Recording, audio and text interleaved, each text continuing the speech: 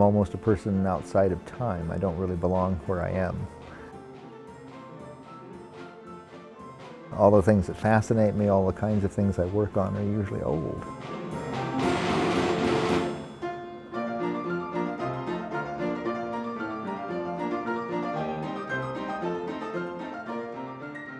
Antiques fascinate me, and the reason they fascinate me is I think because that's really where I am. Why did I want a Model T when I was 16 when everybody wanted a sports car? I mean, it's just the person that I am wants something out of the past. That's why I'm fascinated with history, archaeology. All of the ancient things fascinate me, and to explain that, it's impossible.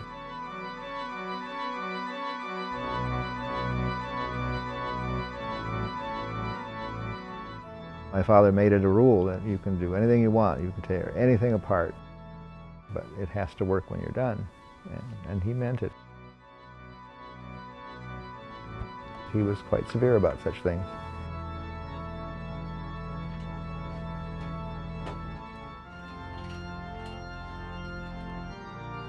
I hate grease.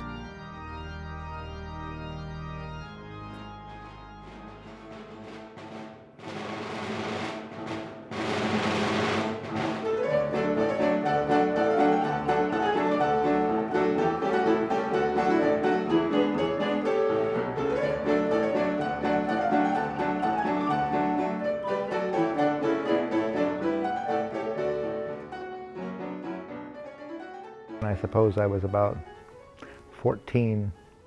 I had a turntable that played 45 records, and I decided it wasn't working properly, so I took it completely apart. And my father saw that I had done that, and he was not pleased because he'd paid good money for that. And he said, put it all back together and it had better work. And I did, and it did. So that was sort of the beginning of my getting my hands into mechanical things.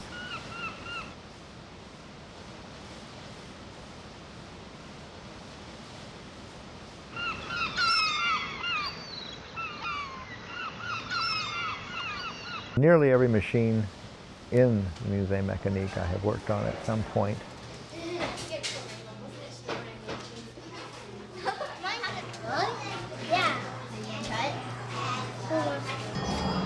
Donna, I'm talking to you.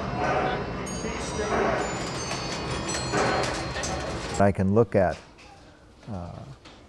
ancient mechanisms, old mechanisms, and get an idea of what it is they had in mind. And to a certain extent at least recreate that and make it do that again. I learned a long time ago that if a thing was built a certain way, if you get into it and decide to change it into what you think it ought to be, you've gone wrong the minute you looked at it. You have to recreate what they did, and you have to think about it the way they thought about it, and make it do that again. Not perfect it, not improve it, not make it better, make it what it was.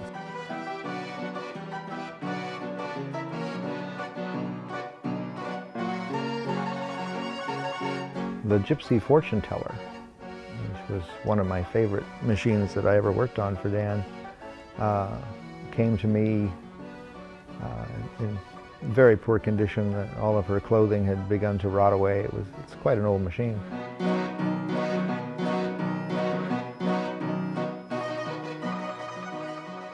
but someone had taken some sort of hot instrument and burnt a hole into her lips and stuck a cigarette butt in it, because I guess they thought that's what gypsies should look like. They'd hung a light bulb inside of the cabinet to illuminate her, and they'd put in too high a wattage, and one side of her face began to melt. There were all sorts of interesting little problems like that. So first thing I did was get rid of the cigarette out of her mouth, and I managed to, by removing wax from the back of her head where it would never show, rebuild her lips, and I was able to do some sculpting on the side that had drooped from the heat. At any rate, I got her face looking pretty good, and her eyes open and close, which is one of the more beautiful and also one of the more frightening things about her, because she sits with her eyes closed, and you drop your coin in, and all of a sudden they pop open, and you feel like you're being looked through.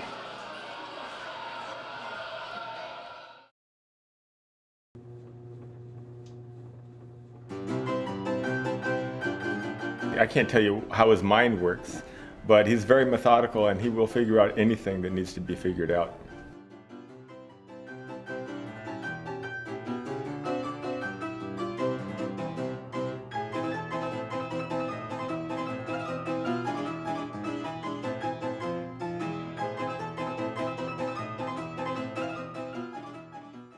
In my shop currently, I have a machine which is the brand of which is the Engelhard.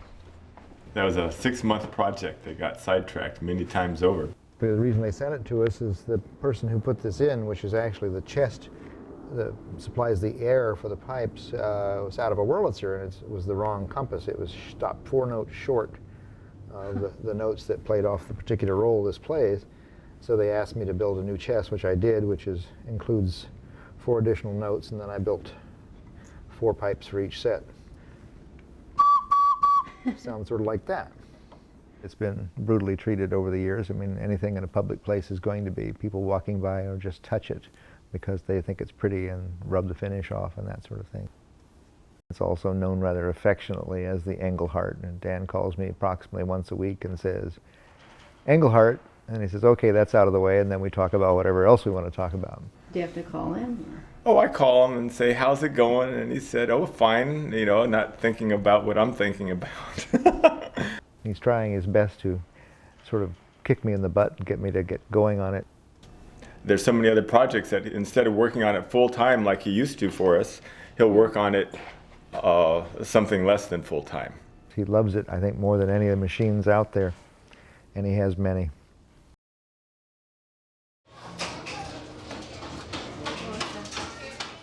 He's done fantastic work on this machine.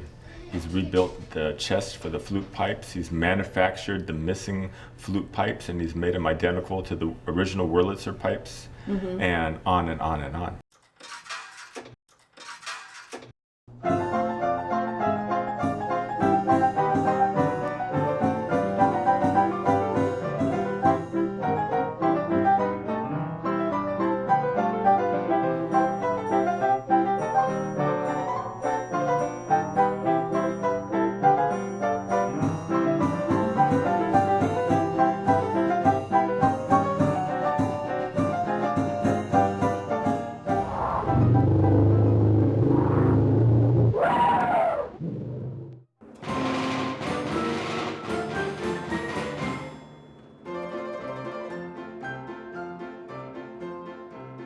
And the other project I have currently here for him is a wonderful piece.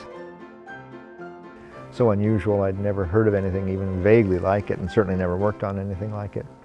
It has a small child dressed in a winter overcoat and cap, and an elephant. The elephant, sadly, is missing. It was sent out by Dan to be repaired by someone, and that someone disappeared entirely up from the face of the planet. No one can find him. The elephant stands in a pool of water, and at a particular point it sucks water up its trunk, raises its head, and squirts the boy. See, I can make his head turn from one, and the other one makes it rise, if I can do it, yeah. So he looks up at the elephant, turns his head. The elephant attempts to spray him, but he's mounted on a pivot, And at that particular moment, because this is all, done with gears and whatnot, he turns to the side and the elephant misses. The water goes by him, but it is really water, and it sits in a little pool, which I have to restore and all that sort of thing. And the elephant looks like he's getting water out of the, into his trunk and then spraying the kid.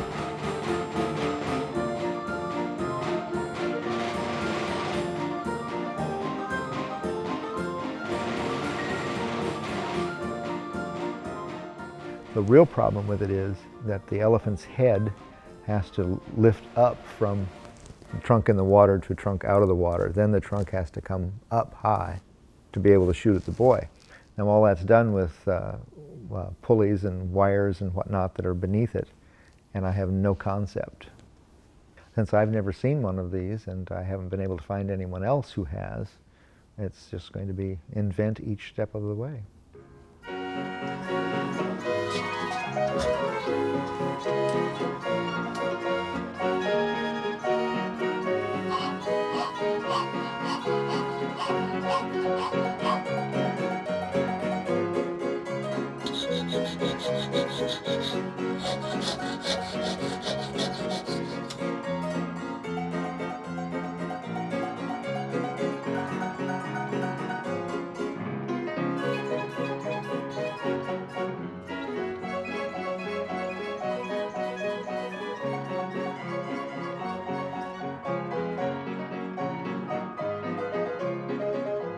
I work at Exclusive Piano Movers, and I have for approximately 15 years.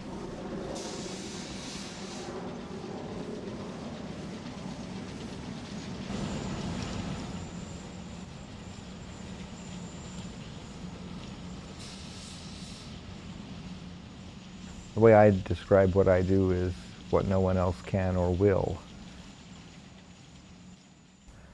I sweep, I unload trucks, I write letters, I keep inventory, I move pianos, and if somebody gets sick or breaks a leg, I go out on the truck and move furniture, whatever's needed.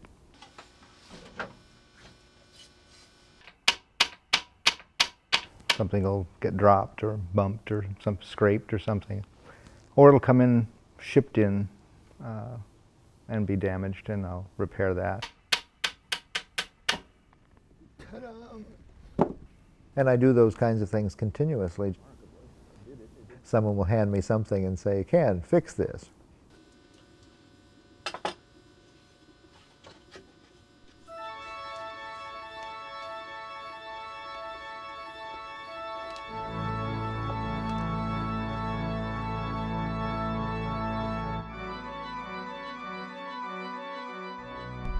Does it make you angry when people try to fix something and they end up making it worse? Oh yeah.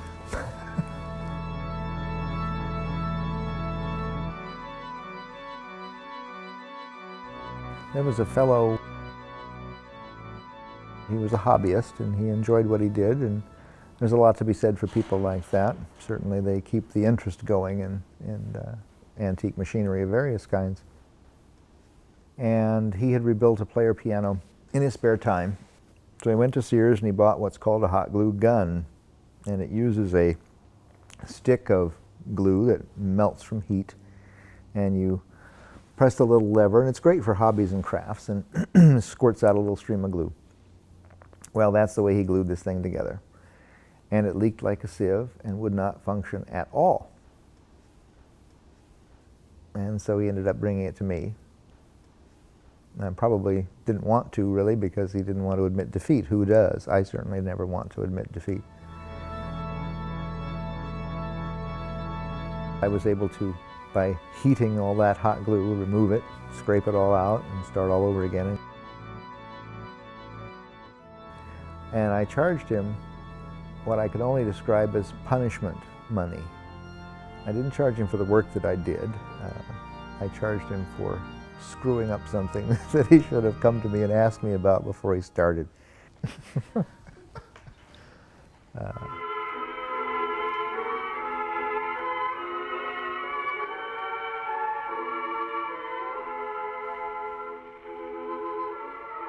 I can remember when I first moved to California in 1967, that I promised myself when I moved that I would never admit that I could do anything except what I did to earn a living, because I was so tired of everyone in Kansas saying, "Ken, come fix this." And I figured that if I just don't tell anybody I can do anything, I'll be safe, you know. And I hadn't lived here more than a month when some people that I was visiting had a problem with the flushing mechanism in their toilet, and they just didn't know what to do, and they were worried about calling a plumber, and it was going to cost so much money. And I thought, oh Lord, and I just went in the bathroom and fixed their damn toilet, you know.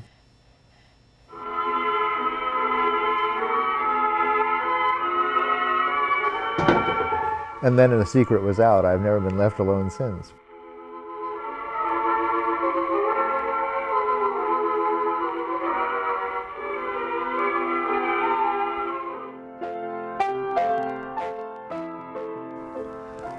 About 3 years after I arrived in San Francisco, I was working in a small piano shop in the Mission. And one of the people who came in for help was my friend Bob Perry, who has a beautiful Mason Hamlin Ampico. He was having a real problem at that time with the vacuum pump, and his had a terrible knock in it. And you know, when you're playing really dramatic classical music that goes from the tiniest, almost inaudible music to the loudest crashes, you don't want suddenly for the music to get soft and you hear thump, thump, thump. So what we did was something I thought was both clever and also sensible in his location. We were able to put a hole in the floor beneath the piano, and we took a vacuum hose and we ran it from the piano down the back leg of the piano where it couldn't be seen, through the hole, into the basement and miles away from the piano. And now truly all you hear is music. And then he found out that I was clever about fixing things, and I was in trouble from then on.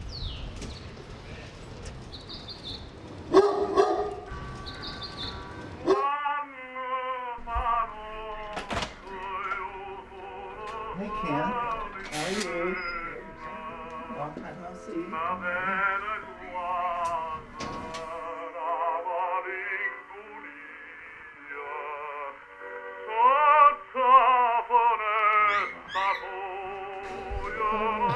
It's dust, but true grit. Bob and Al have been together for over 30 years. Oh, you're not photographing, are you? I hope not. Just all morning. Just your hair. It's an enjoyable circumstance to go over there and figure out what are we going to build next. What can we do to improve this, or wouldn't that be fun, you know? So somewhere there's a repair that Ken did on this laminate horn, but I can't even tell where it is. There's also a hole drilled in it. And he patched the hole, and I can't tell where that is either. I think we put the decal over the hole. If we were smart, we did. Yeah. Caruso.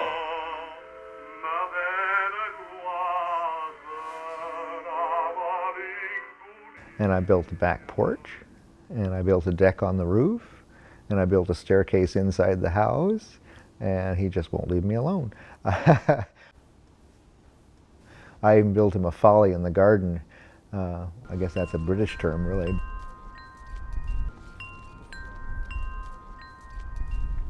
I was knocking around with some old scrap lumber at the shop one day. It was on a Saturday and I wasn't terribly busy. And I thought I could build something fun out of this. So I built the top of a Greek temple. And I threw it in the back of my truck and drove over to his house, and he was just amazed that I would even bother to do such an idiotic thing. And then Ken had given me a plaster column. Remember it, Ken? Mm-hmm. So I took it to a friend of mine at a flower mart that has a statuary place, a Nicaraguan guy, and he says, "Oh, sure, I can copy it." So he made a mold of it, and he destroyed that column, but he made me 4, and he gave me these 4.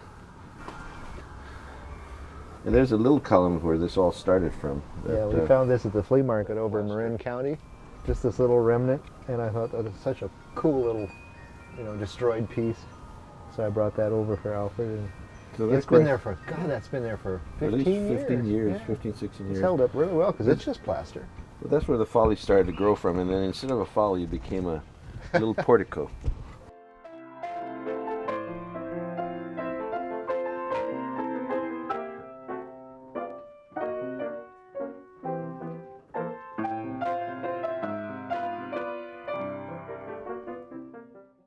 You know, he's the one person I know who can actually fix anything. That's why we give him Superman. Wouldn't go that far. And I admire that in a person. It's amazing, you know, that you once in your lifetime find somebody who is just instantly a really wonderful friend, whose biggest joy, I guess, is in doing things for his friends. And I'm probably one of the ones who's been the best recipient of all of his gifts. You know, he's done so much for me.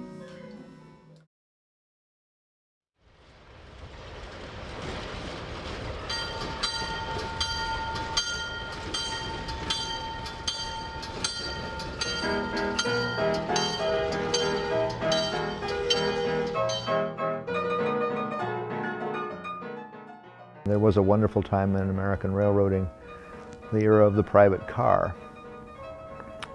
Very wealthy people such as the Goulds, the Rockefellers, even Paderewski, the famous pianist, all had private cars.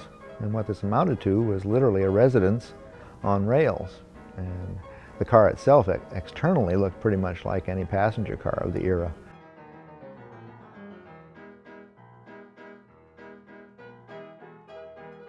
But inside it was like a home, but usually a very palatial home, as was typical of the wealthy. They always wanted the very best of everything.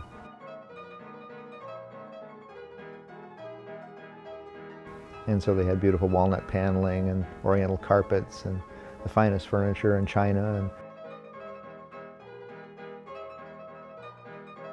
of course, many of those cars were up to 90 feet long.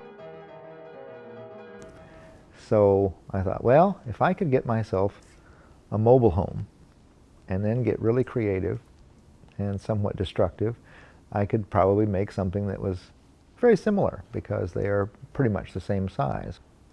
A friend of mine heard me talking about that, and in fact, that friend works at Exclusive Movers. And he had a friend in Santa Rosa that ran a mobile home park. And the name of that mobile home park, I'll mention that now, is Journey's End. It's for sort of a retirement community, which is sort of a horrible thing to call a retirement community, but I thought it rather amusing. They had a mobile home they needed to get rid of. So they contacted me, I contacted them, we had a nice conference about it, and they decided that they would be more than happy to give it to me if I would just haul it away. The only problem with that was the cost of getting it from Santa Rosa here, and that was considerable because every single county you pass through requires you to pay a fee. 5 counties? Sonomas? Yeah, I think it's 5. Anyway, every one of them charges you a couple $100. I got it down here, and Michael, the owner of Exclusive, said, "Oh yeah, we've got space for that. We always have space for everything." What I've done is taken the original exterior, which is all aluminum sheeting, basically very plain. I've pulled all that aluminum off, and I'm putting on paneling, siding of the type that was used on private cars in the 1860s.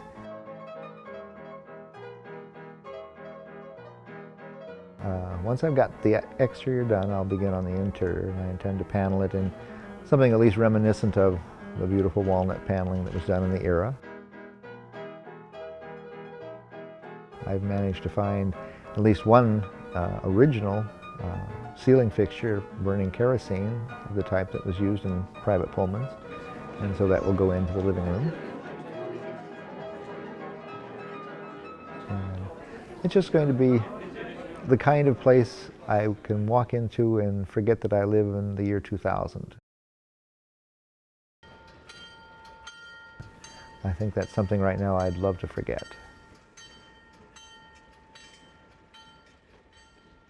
Well, it's my hope that there will be many unfinished projects when they lower me into my grave. I don't ever want to be done, you know. Every day as I just exist, people are constantly coming to me and saying, "Hey Ken, can you fix this?"